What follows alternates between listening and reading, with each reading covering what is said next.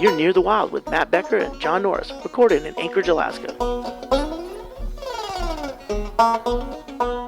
Hello? Hello. Still dialing for Costa Rica. Clunk, clunk, clunk, clunk, clunk. Hello? Oh, wow, that sounds great. Does it? Sounds really good. Wow. I'm sitting outside underneath the palm tree. I saw you're waiting for a coconut to fall. I really am. Aren't we all? I mean, not euphorically. I really am waiting for a Is John there? I'm here. There we go. I'm not really waiting for a coconut. No. I mean, more metaphorically than actually. Hey, And sometimes you feel like a nut, sometimes you don't. Hey Becker, it's like it got a little cloudy just now, but it's like midday. It was 65 degrees here in Bisbee. What's it like down in Costa Rica right now? Yeah, it's an 88. It's fucking beautiful. Light wind. Yeah, that's a nice warm 88, right? Oh, it really is. It's one of those ones where you go, boy, I won't forget this day anytime soon. Yeah. Hey, John, I get it, guys. Are there any thermometers that still work at that low temperature? They stopped reading at about -10. So, I'm making sure, you got a gold bond the underpart so you don't get all sweaty. Yeah. It's tough. Well, the good thing is, John, you got snow first, so at least you have good insulation. Yeah, I can't even imagine what it would be like without the snow. The hoarfrost was thick and deep for the last couple of days, and then I heard that a wind came through and blew it all down. And that, for people who don't know, the hoarfrost is the accumulation on all the bare trees, on the branches and the little tiny sticks at the ends. It's really fucking alien-like, like accumulation on these of snow, like frost. And it looks like it's the one cool thing about winter. Yeah. And then when a little bit of a breeze comes through, just enough to knock it off, everything looks like shit again all over. And now it's freezing cold. But the thing is, hoarfrost looks exactly like that fake snow they use like in Florida to pretend it's Christmas time. Oh, flocking. Yeah. The flocking on the trees. Yeah, or they just spray that can of shit off their windows and you go, yeah, that looks ridiculous. Well, so it's cold as fuck, guys. I don't know what else to say. It is like 96 degrees colder than it is in Costa Rica. Hey, John, hold on a second. I got this. That's a good I got number. a long sleeve on. I got to take this off. It's just it's too warm in here. The heat's not on, and for some reason it just can't cool down. Anyway, you were Send saying, it to me. John, what were you layers. saying? I'm gonna do a shot of tequila, John. I had to put it in the freezer to get it cold, but it's good. Hey, I'm doing a whiskey that I found the other night, tucked away in the fun house here, and it's real peaty. Is that it tastes like peat moss smells. Wow. Is it a Scotch? It's a Johnny Walker. It's not red or black, and it's not the blue one. No, it's not the blue one, because then there'd be a lock on the lid. But it is delicious. I think the peat makes me be able to drink more faster. Cheers, everyone. Cheers. It's delicious. I should have looked at what it was, but I got home late as you guys were waiting for me, and I had to hurry up and set up everything. But everything's good. Oh, thank you. Yeah, perfect. Anyone have any news? Where do we start? Why do we start expecting it to fail or something? I go, this won't work. You can't have a devil scaling. I am drinking a Pacifico as well, for those keeping score. I guess I start my new career as a college professor tonight. What? Yeah, what? I'm teaching 2 video classes at UAA. Oh, congratulations! They always said you'd be a professor when hell froze over. It kind of feels like slave labor because I still owe a lot of money in student loans. So I'm basically now I'm working at the place I owe money to. Do they let you work that off? Does that like this pays for that civics book in your Lit 101 class? Oh, yeah, basically I'm in chains for the rest of my life, but I am excited about it. and I feel like a fraud because I don't know what I'm doing, and I'm in my mind not qualified to teach other people, but I'm pretty excited about it. You've won awards. Becker, God. I was going to say, Becker, you want to handle this one, or you want me to start on point on this one? Dude, no one knows what they're fucking doing, dude. I know. It's the people who let on, like you. I think you're going to let on. Don't fucking let on. Just fucking go in there, man. John, have you ever accidentally been in a restaurant and somebody goes, "Where's the men's room?" You go, "It's right there, it's right over there," and they go in the ladies' room, and you go, "What'd you ask me for? I don't know what I'm doing." That's you. Well, I'm just going to show them like Schindler's List and be like, yeah, I made that. So probably listen to me. I got to establish would probably dominance. pick something a little less. Maybe, yeah. Go for Repo Man. No one wants to claim that. Repo Man is a great movie. I feel like I don't have the confidence to pull off that I made Repo Man. Schindler's List, yes. Academy Award winning Schindler's List. Yeah. You're too old for garbage, man. So Liam Neeson did most of the work making Schindler's List, but I helped. So, John, what are you going to do at the and why 2? Okay, let's start. Why 2 courses and not just doing 1 to start with? Good question, Greg. Thank you. I don't know if you know this, but they pay double if you teach 2 classes instead of 1. Oh, it sounded like you were getting paid. No, I'm getting paid. Okay, all right. Yeah. Okay, well, that's easy math then. I apologize. Yeah. So, but my other question is, what are the courses? 1 is digital video production. 2, the more advanced, and then the other one is just like a video editing class. Oh. So you'll be using Windows Media Editor, the sure. the pinnacle of video production. We're gonna get a Steenbeck. We're gonna get Steenbeck and actual film and have people cutting and taping, splicing film together. Did you ever have to do that, John? Where you had to actually use a razor blade and tape? No. No. All right. Nope. I did have to learn how to do tape to tape editing when I was still in college. I worked at the news station, and in the live van, they still had, it's basically like 2 VCRs, and you had to like edit on that, and it was like in the field on the fly. Yeah.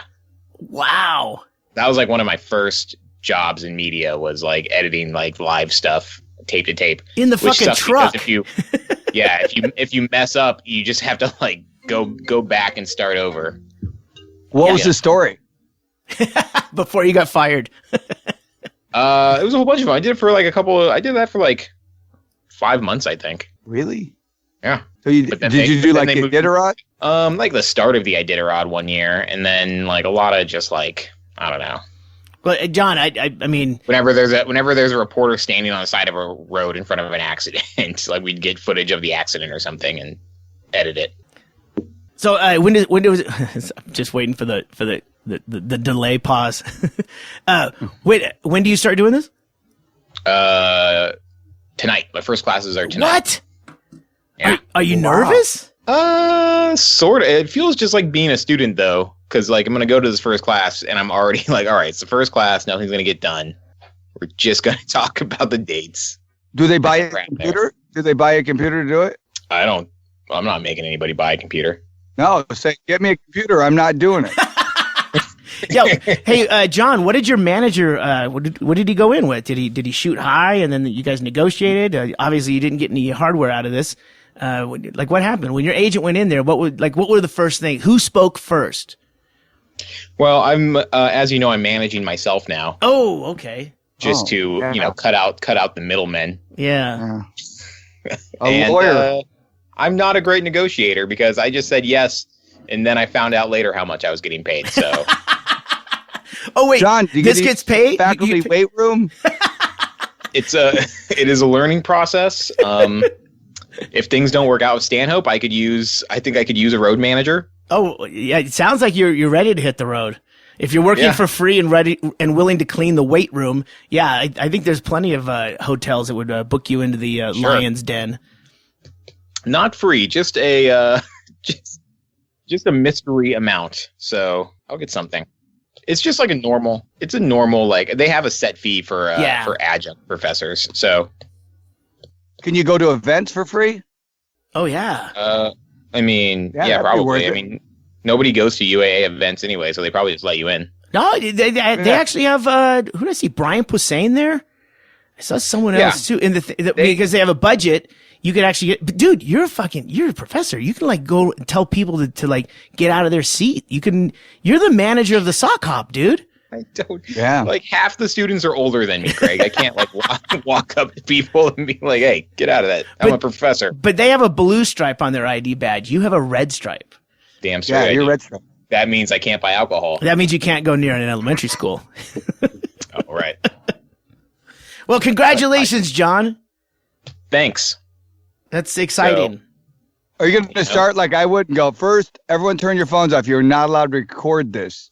I'm actually going to confiscate their phones first thing. You know, I don't think there's anything wrong with like when you walk in, there's a basket and everyone throws their phone in there. You know, I mean, I know there's liability problems. Someone's going to come out with a better phone than they walked in with. I understand that.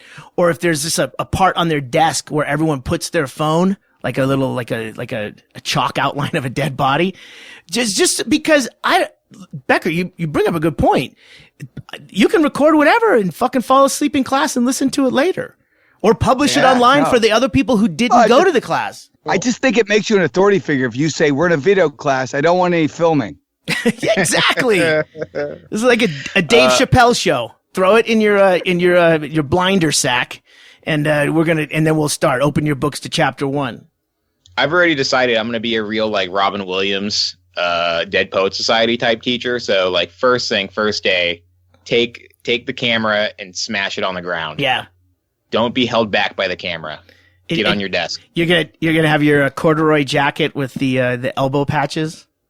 Oh yeah, you're gonna sit on it in the red nose. Yeah, I don't care if the university's a smoke-free zone. I'm smoking a pipe the whole time. Yeah, fuck it. That's what you do. You beat the shit out of the video camera with a big Cuban cigar. That's not so many layers, dude. And you come in dressed like Castro.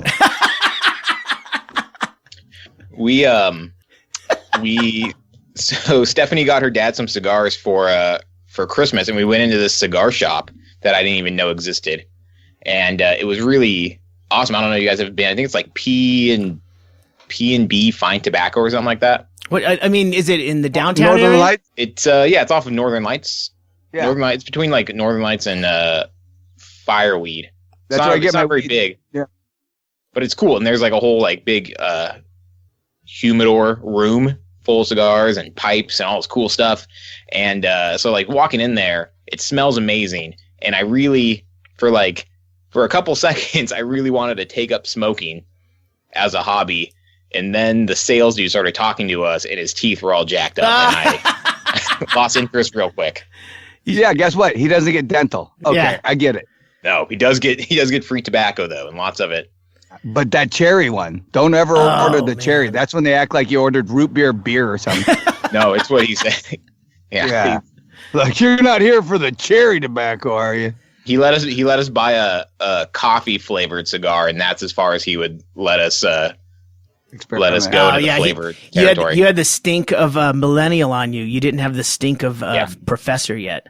So you'll roll around in the professor mud a little bit, then you can go back there and tell that guy, fucking, you show him the way it goes. You're in Absolutely. there, and you're gonna have your big collared white cable knit sweater with the big pockets, and you're gonna have your already burning pipe tobacco in your pocket, and you're gonna reach in and then puff it, and it's gonna be, wow, he's walking around with a loaded fucking gun in that pocket, in that sweater, that combustible material. John, he's gonna tell your story at the Christmas party. This guy came in within 2 weeks. Changed man. I think the Christmas party is just him and 2 dogs that smell like pipe tobacco. And they're Scotties. Yeah. And they're smoking too. Their teeth are all fucked up. Yeah, I've seen smoking chimps. Smoking Scotties, that's the ultimate. Yeah, I've seen smoking chimps too. Like, I wonder if it's hard to train a chimpanzee to smoke a pipe. They seem pretty natural at it. I've had some experience here. I was almost choked out by an orangutan. I've heard the story twice now, Greg. I heard you tell it on the fireside chat. Oh he my almost God. died. I forgot. I was so drunk. I forgot that I told that story until I was editing that podcast, and then I had to stop because it was actually. I was like, "Oh wow, that was kind of fun."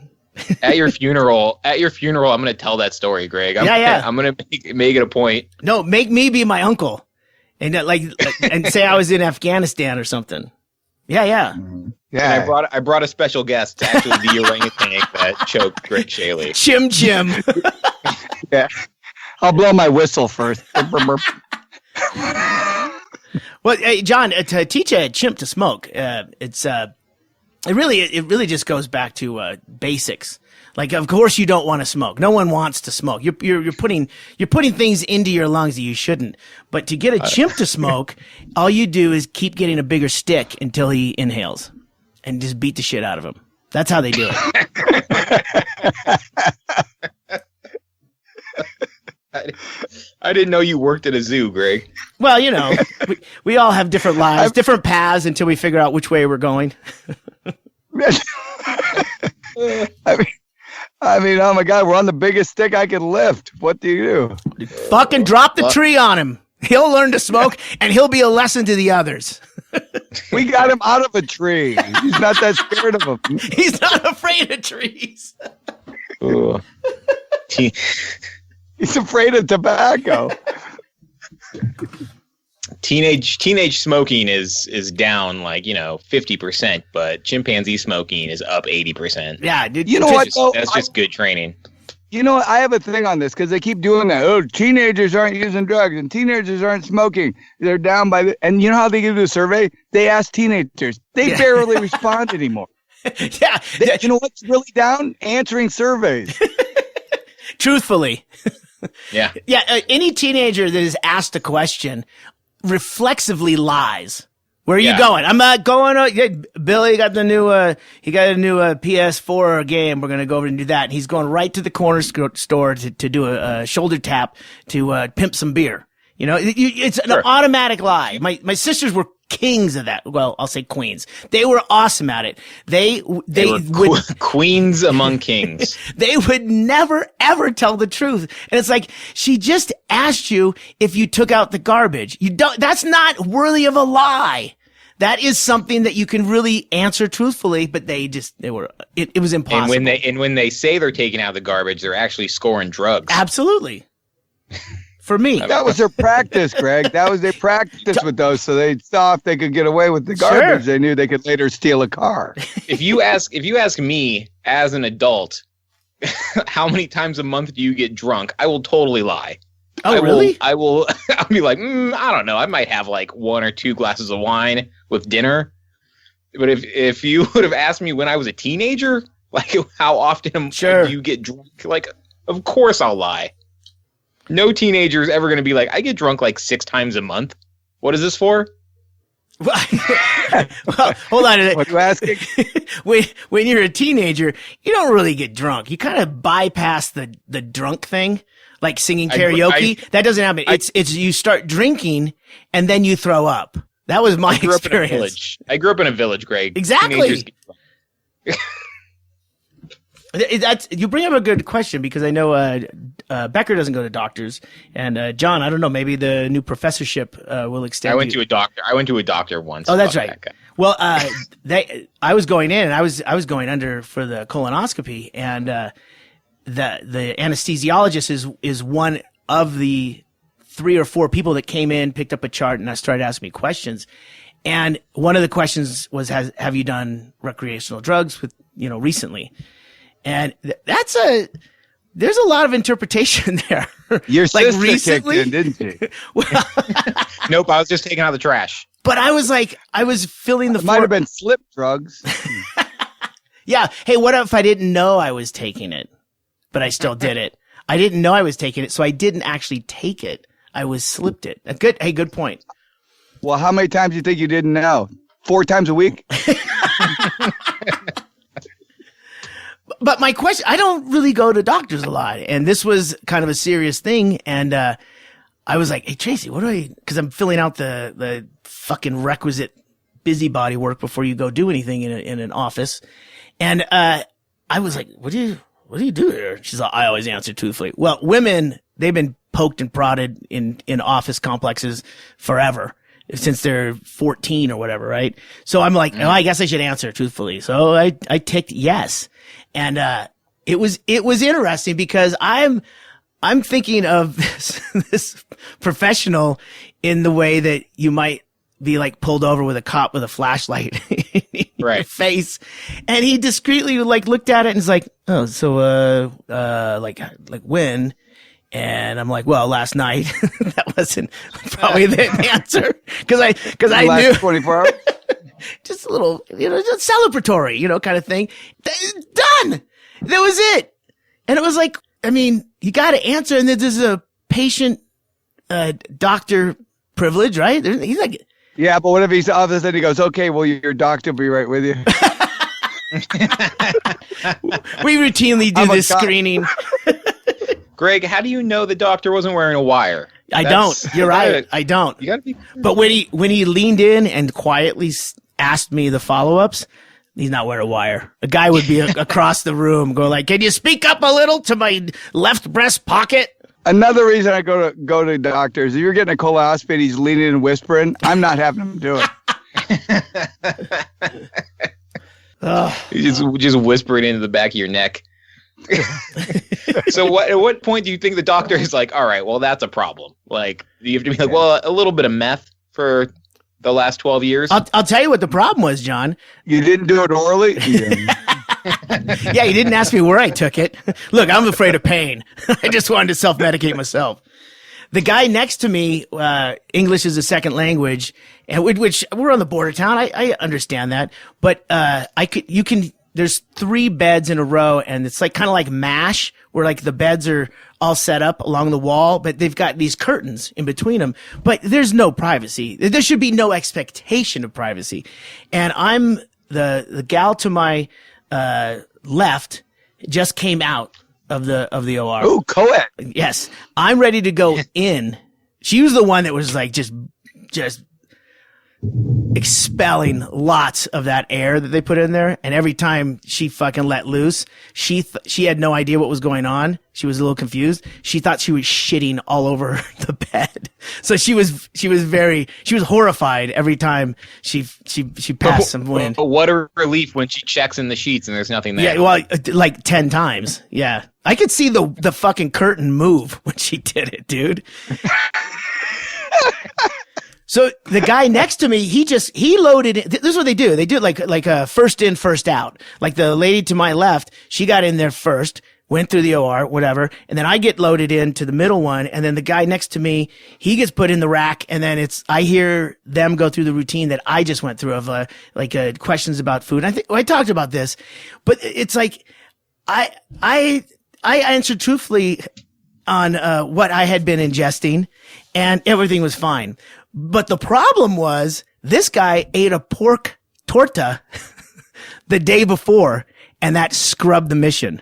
They didn't. So eating pork, not good if you're going in for the colonoscopy. I felt so bad for him because he went through everything I did to completely flush out the system, and he was really pleading with someone like, come on, man, come on, man, Obama, come on, now man. Your English gets good. Yeah. Nah. Well, you know what reschedule means? That's a pretty advanced word, dude. I felt bad for him, man. You can't say no to a good torta. Oh my God, so good.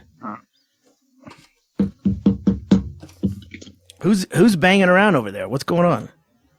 That's me. Just chopping up some coke. I got a doctor's appointment. What? He's the only person I can tell. Go ahead. You know what I watched this video today that blew my mind and might also blow your mind. Do you know those they're called pill bugs, those like roly-poly bugs? Yes. We call them sow bugs. What are they called? We call them sow bugs. I don't know why. Sow bug, Yeah, it's just the name we came up with in California. Apparently. I know what they're called. They're actually called woodlouse. What? There you go. Yeah. Yeah, woodlouse. I don't know if we're talking about the same thing. Yes, we are. But I just watched a video that they're apparently closer related to shrimp and lobsters than to other insects. They're a type of shellfish that's evolved to live on land. I get it. It's got that weird articulating back. Yeah, and their legs all move just like shrimp. Yeah, dude, totally. You're right. And they got little feelers out the front, but they look more like ant feelers than the woodlouse. Yeah, and apparently they still have gills. Oh, like okay. Down. Fuck you. Really? Yeah, down on like their back end, towards the, I guess the ass area. I don't know if they even have an ass, but whatever that is, they have gills back there that have evolved to like work more like lungs almost. Wow, well, that's weird. Whereas other insects, this also I don't know anything about fucking bugs. I guess they like I guess if you would have asked me, I would have been like, yeah, a cricket has they have nostrils, but no, apparently they have a bunch of holes in the side of their body that they breathe through. Oh, they breathe through their endoskeleton, I believe. Exoskeleton. Yeah, Exoskeleton. Sorry, and it fills up their cells with oxygen. They don't have lungs. So, hey John, I want to tell you right now. This is very fascinating, but you need to be talking more like a professor. You're talking more like someone who's reading a Wikipedia page. You need to come across as an authority. State of amazement. But you can't be amazed. You have to let them be amazed. I want you to be in your headspace when you walk through that door. So should I should be telling you. So here's a thing I read about in a hardcover book. Here's something I learned. Here's something I wrote in one of the many books I've authored. How about that? According to my research, roly-polies are actually related to shrimp. After Schindler's List, I said, what should be my next project? And I'm thinking it might be roly-poly. Yeah, I lived in the field for 9 months with roly-polies. I became one of them. They accepted me into their group. Accepted me in my roly-poly outfit. Yeah. It was touch and go at the beginning. I had to eat a lot of wood. Morgan Spurlock does the documentary Rats, and John Norris, Professor John Norris. God, that was so good. Goes in head first. I'm doing woodlouse. Yeah. You think rats are interesting? Oh man. Yeah, Becker, you got to watch this Rats documentary. It is. Oh man, it made me. I jumped at parts. I was grossed out. Only when people were walking barefoot in a temple full of rats. That's the most terrifying thing. Yeah. But really? And they didn't attack them? Oh no, Becker. Don't ruin this, because he's got Netflix down there. He can watch this.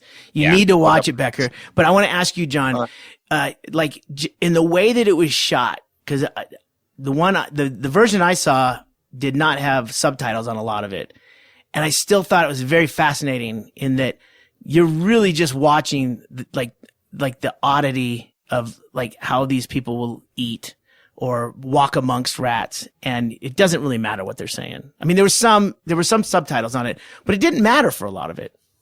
Yeah, for the most part, it didn't really matter. There's some real British people in there that probably needed subtitles. Or Louisiana, same thing. Louisiana too. It's a lot of. It's basically if you have a thick accent, there's rats around you. That's the litmus test. Talk to your neighbors on either side of the house you want to buy. If they have a thick drawl, there's rats. Yeah. Actually, we talked to a bunch of teenagers, said the rats aren't that bad.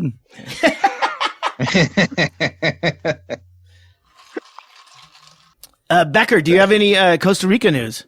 Well, I'll tell you, the weather has been beautiful. I heard that somewhere. I mean, but abnormally nice this year.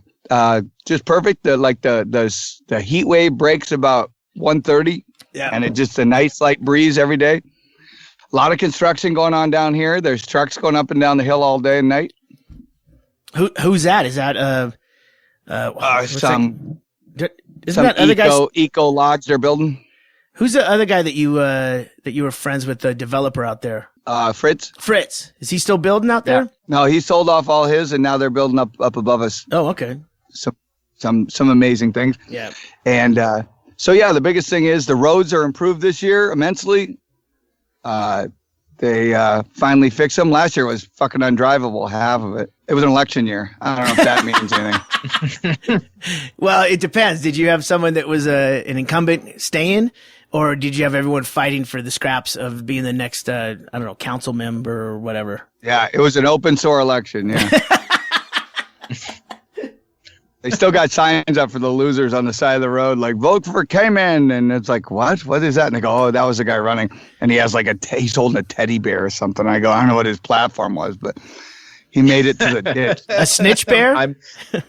You can leave me around your kids. That's what he's trying to say. Mm-hmm. Now, I often wonder, like if you were running for office, which I know both of you will eventually, if you're running for office and you've got all these like volunteers putting out these yard signs, you're kicking them into neighbors' yards, and then they're out on the street on specific corners, and then you lose so horrifically, like even like your wife looks at you differently. Like, no, I don't think anyone voted for you. Are you responsible for picking up those signs, or should the city just say, look, losers don't pick up their own signs? I think I would take all my signs and turn them into shingles for my roof. In your shed out in the middle of nowhere? Yeah, at least get something out of the campaign. Since I was like, woefully unprepared and psychotic to run, and nobody voted for me. No, and that's the thing though about running for office. Something you believe you're going to win. I mean, sometimes you get the fluff candidate knows they don't have a chance. He's the crazy guy from Wasilla going, well, I'm going to make a dynamite tax. I think that's going to change it. John, isn't there the cat in Eagle River? I mean, that's Talkeetna, Mayor Stubbs. Yeah, he didn't put up one sign. I guarantee you, he can't hold a hammer. And still gets a lot of votes. Yeah. People run every year and don't get any votes. Yeah. Like we run we film the debates for like local elections at my work, and sometimes people will be talking, and it's just like, man, this guy knows he's not going to get any votes. I think he just had some downtime. If you believe you were and then you lost, like you said, Greg, it's like even your own family looks at you and goes, yeah, we're not having Thanksgiving this year. There's like 6 in the family and you only got 4 votes. Dude.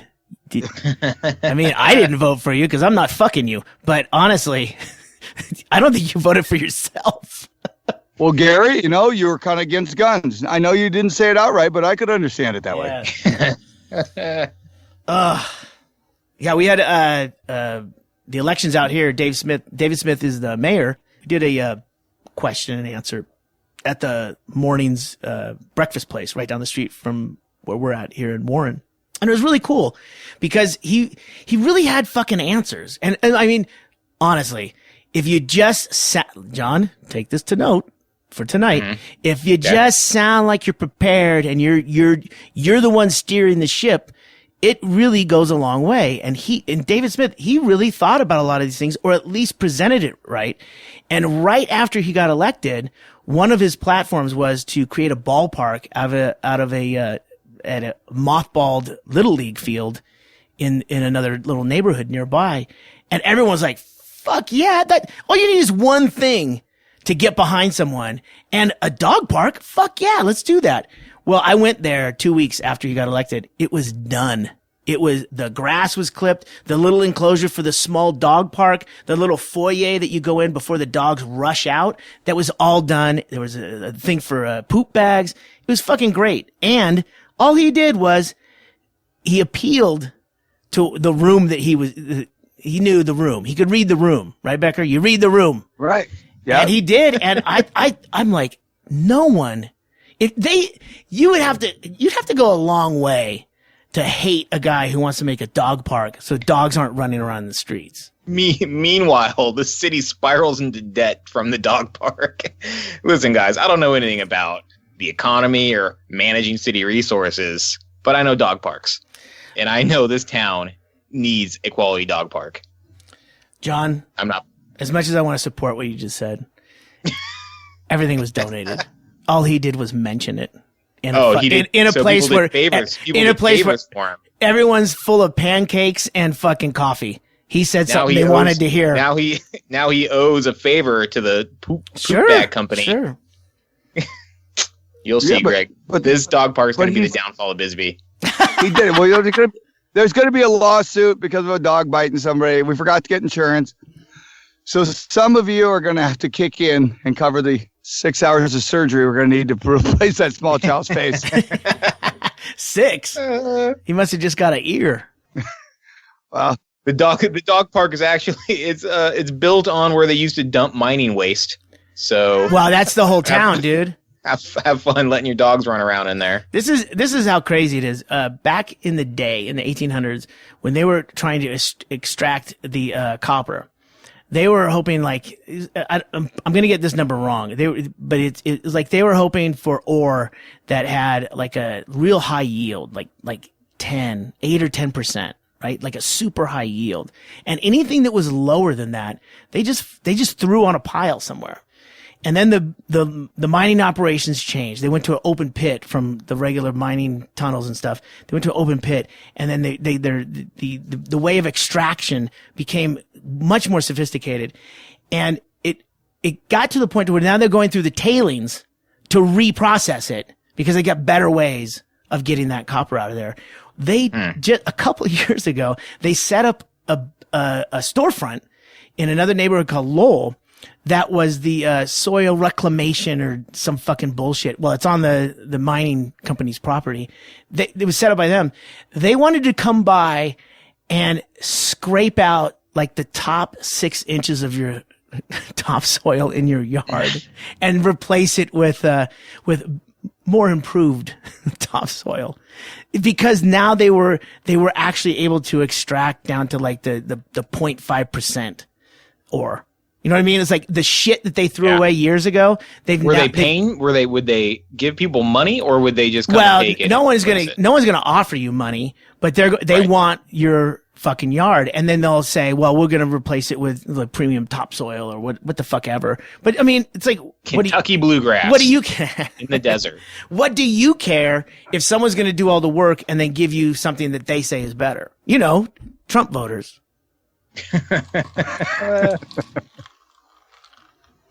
That's the double whiskey talking. Sorry. Listen, Greg, those deplorables are our audience. Yes. Mm-hmm. Oh, I'm trying to send you guys a picture. Okay, here. You guys go on. I got a picture to send you. Yeah, but yeah, I think overall, as mining changes, I think we're realizing that it might not be the best thing for every city. Mining in general. Well, yeah, like where they're having all those earthquakes in Oklahoma. It's very funny. Yeah. But they keep denying it. This is perfectly. And the guys in the press conference earthquake hit. And he goes, you know what? I'm done denying it. Live with it. It's just your home settling. It's not an earthquake. Yeah. Bingo's sister, Kelly, works for the mining companies. Yeah. And most of that's natural gas, but all of that's coming out of that, they're still laying off people. I don't know what's going, like, there's like a glut, or they're just not getting enough money per whatever I think they do it in feet or something. That's natural gas. But it's kind of like what you guys got going up in Anchorage. Well, not you, Becker. You're in balmy Costa Rica. You mean a collapsing economy? Yes. Well, tied to one thing. You know, that really sucks. And that's what happened up in the Dakotas and Montana, shit like that. All of that was based on them, like really, like a boomtown, like a fucking Deadwood, you know? Yeah. So you're trying to tell me if you just have one thing that you live on and that goes under, you're in trouble? Well, not at first, because you're living on it. But yeah, eventually. Okay. It's only a problem if there's one thing that your entire state economy depends on is no longer very expensive. Or let's say there's like a group, let's call them OPEC. John, just make something up, like OPEC. You're right. Yeah, that could just release this thing all willy-nilly to drive the prices lower. Like, it's far-fetched. Never happened. All right, we're getting dangerously close to political talk. So, Yeah. Hey, off topic. Did you Let's guys see. What else? Hold on. Did you see the picture I sent you in the Skype? No, what is it? Where'd you send it? Did you send it to everybody? I sent it to everyone on the Skype thing, on the messenger on the side. Did you not get it? Are you lying? No, I'm not. Why would I be lying? Here, I don't know. Why would you lie? That's a weird thing to lie about, Professor. Is this? Are you? I'm not your doctor. You don't have to lie to me. Hold on. I don't lie to doctors. I don't see it. Okay, I'm sending it right now. There it is. Okay. I've only been working in computers for 20 years. I can't understand how to send a picture. Oh, image transfer complete. What? Oh, I sent a huge one. That first one's huge. That's why. Oh, okay. What is this? I want to see it. It just says ear the Wisconsin. Ear Wisconsin. Ear the Wisconsin. All right, there's another one coming that'll hopefully. Hang on. Hold Oh, on. I got it. I'm downloading it. Nice. Oh, Yes. that looks great. I'm going to go buy a panel van and have that airbrush on the side of it.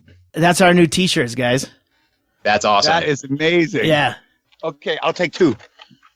I'm buying them for everybody I know.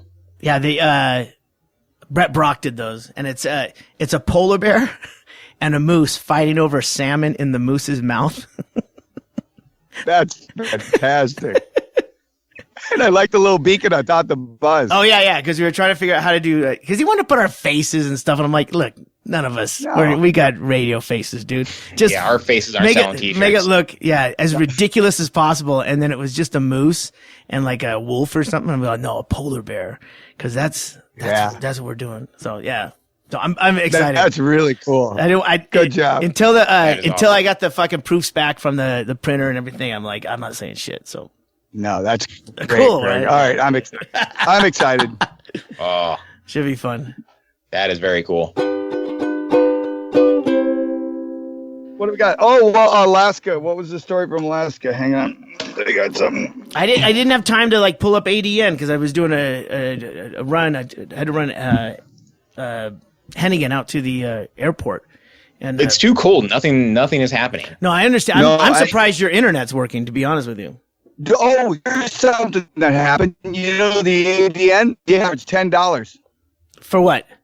Oh yeah, they're gonna start charging to read it online again. Yeah, because we talked about it because you knew the guy that said he had to, or no, I talked to somebody else. But yeah, $10 to read the online version, more than Netflix. Wait, a month? A month. Come on. I mean, hey, John, you work at PBS. That's ridiculous, right? $10 a month? Yeah. How much programming would that pay for? Like 10 years.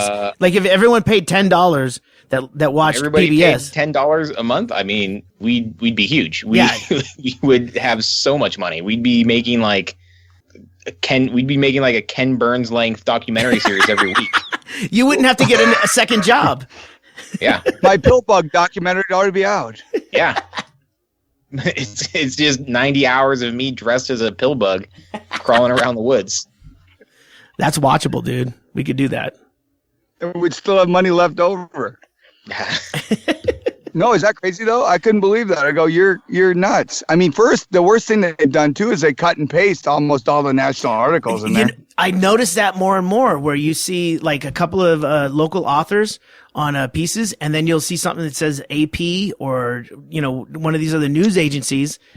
Yeah, they pay to be part of the Associated. It's like you have to pay to be part of the Associated Press to use their stories, and I think like the package also gives them access to like Washington Post and New York Times stories sometimes. Yeah, that's called value added. Yeah. So it's expensive. I think maybe that's crazy though. Yeah. How much does it cost to actually subscribe to the paper? Like the hard paper. Yeah. Like to have someone maybe throw it on your porch. Have some unlucky. It's not even kids anymore. Now it's people who just need another job, so they deliver papers. My mom was running a scam, and until I told her, she didn't know she was running a scam. She would pay extra for the Orange County Register or whatever. I don't know. It's been so many different things in Fullerton. She would contact the paper almost weekly and say, I want this delivered. I want it porched. And when I used to deliver papers, it was called porched. You would go there, and then when you went to pick up your money at the end of the month, you got a little taste because of that, right? Well, my mom now she's 80 years old, calling up and saying, I would like this porched. I can't get down the driveway, and I want to. And in this time of like papers, like begging for people to subscribe, and finally she's gonna quit the paper. She goes, I'm done. I can't do this anymore. I call them every week, and then someone tells me, yeah, they're gonna take care of it, and it never happens. And I go down the walker, down this steep thing, and I said, no, just call them and tell them you're gonna quit the paper. And then that sends off red flags. And then, no, we can't. And then she'll get the paper for like 2 weeks for free. And then I go, then walk down and get your free paper, but bitch about paying extra to get it porched. So then 2 weeks later, if it doesn't get porched again, then she does the whole thing. She did it for like 2 years. It was great.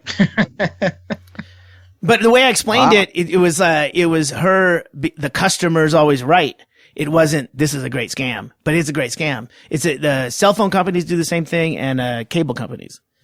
If you threaten to like, just fucking shut it down, I'm done, they will come back at you with something. Yeah, DirecTV does that too. Yeah.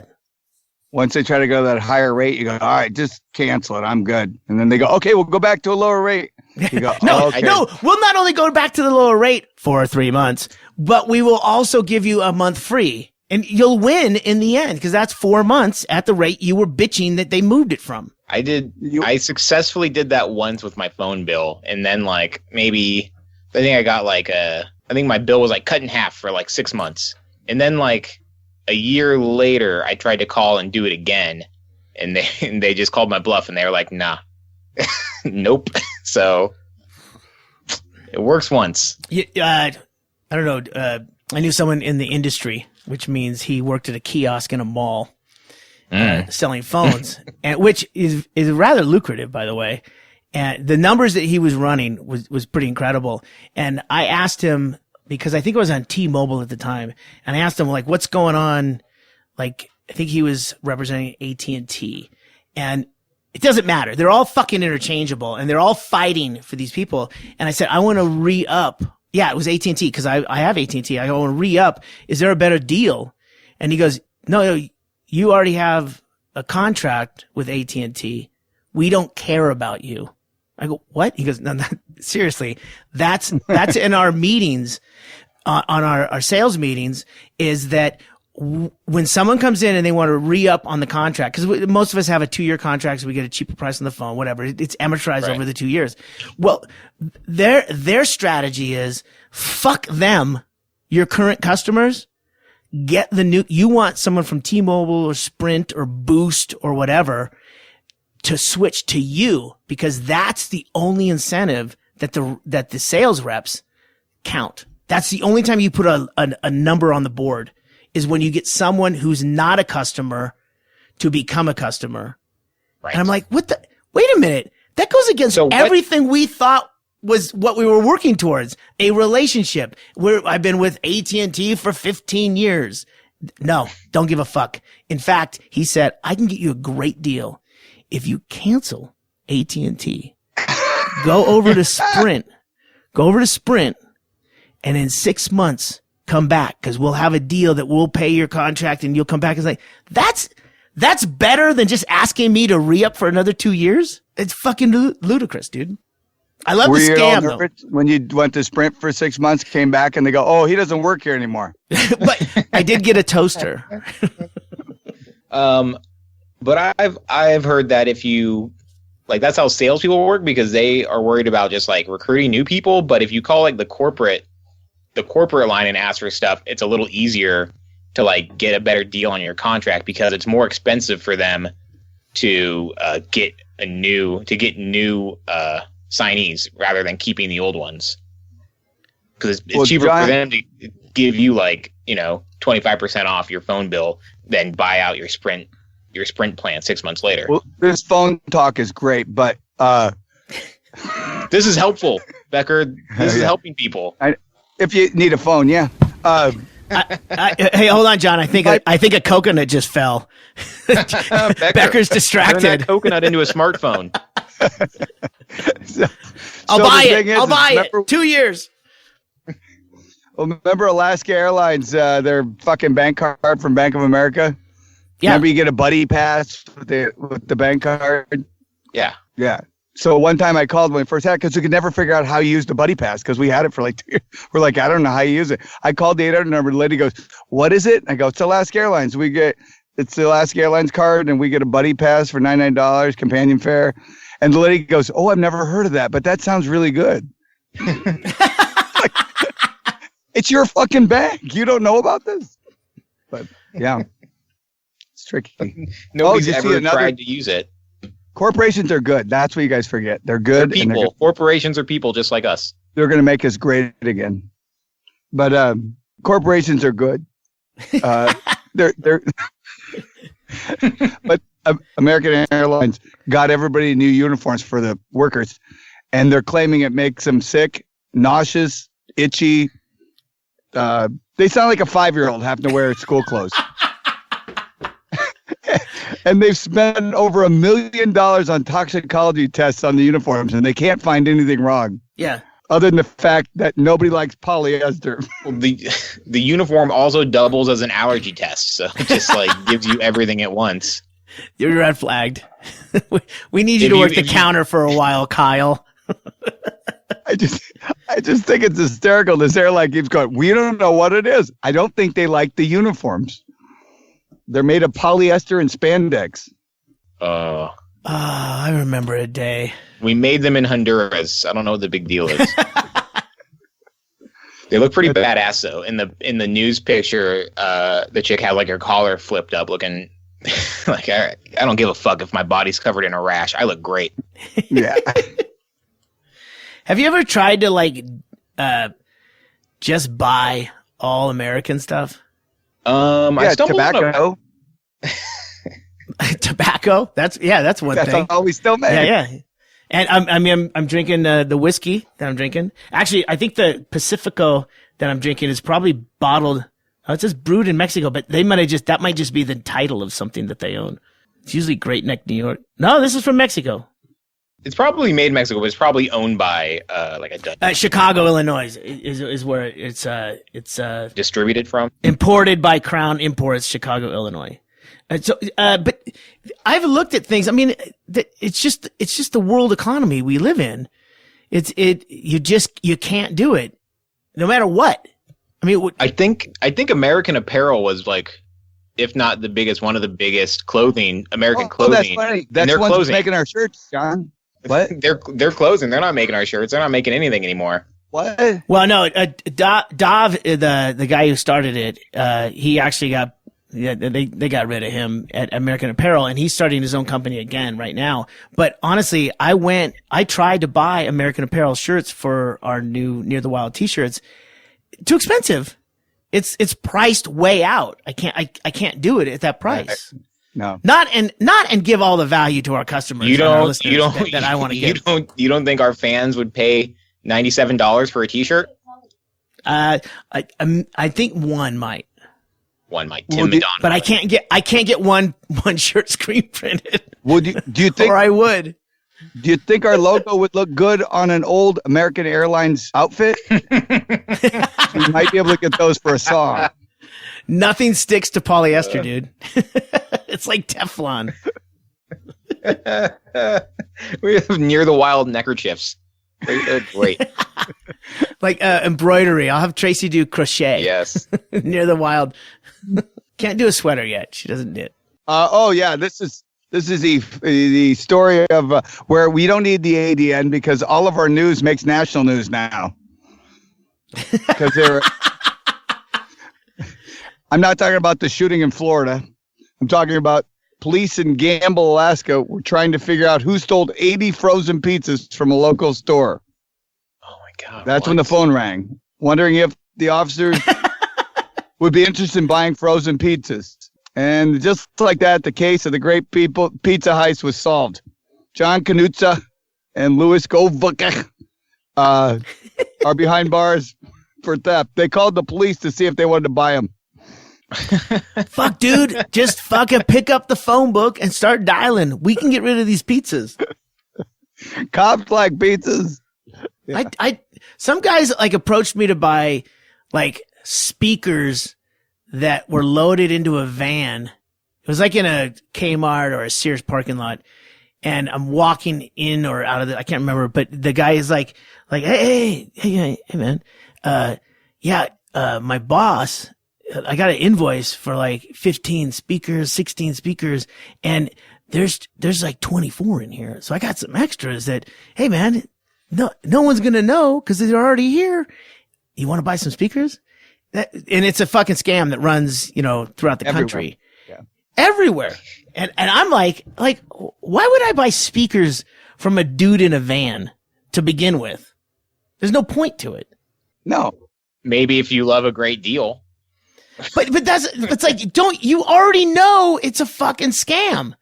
Some entrepreneurs aren't ready to move into a brick and mortar store, Greg. They have to start in a van in a bowling alley parking lot. That doesn't mean they're not a legit business.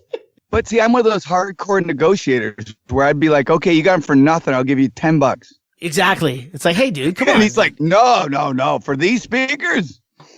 Dude, hey, do you understand these? Look, and he breaks out some fucking flip book that shows like these are comparable to some fucking Pioneer speakers or something. But I mean, how is he supposed to even compare the speakers that he's trying to sell without listening to them? He's not hooking up the speakers. You're just taking whatever's in a box that has tape that doesn't look like it's been altered. I would have said, it might have worked better if you hooked them up to your van. He's the top salesman at Best Buy. He knows its speakers. Now, he did his time. He did his time, dude. You can't fault him for that. Did your coconut fall yet? No, it has not fallen yet. I gotta get the slingshot out and take some more shots at it. It's getting to be ridiculous. You're waiting for Paradise to offer you something. Well, we've got like probably 30 coconuts this year hanging over our heads. So you just kind of forget when you go piss at night and you're like, you could die real easy. Falling coconuts kill more people than. Make some up, John. Heart disease. Now. I want to say heart disease. I haven't checked the numbers. That and smelling tobacco. Yeah. All right, I'm out of booze. That's the ball game. You've listened to another episode of Near the Wild. I'm Matt Becker, sitting on a lawn chair outside in 88 degrees in Costa Rica. I'm John Norris. Can't wait to get my hands on 50 Near the Wild t-shirts so I can layer up in this negative degree weather in Anchorage, Alaska. Shit, I forgot to order long sleeve. Sorry, John. I need thermals. And I'm Ggreg Chaille in Bisbee, Arizona, swimming in the warmth of 65 degrees. Bye. You've been listening to the Near the Wild podcast with Matt Becker and John Norris, recorded in Anchorage, Alaska on Matt Becker's backyard bus. Engineered by me, Ggreg Chaille.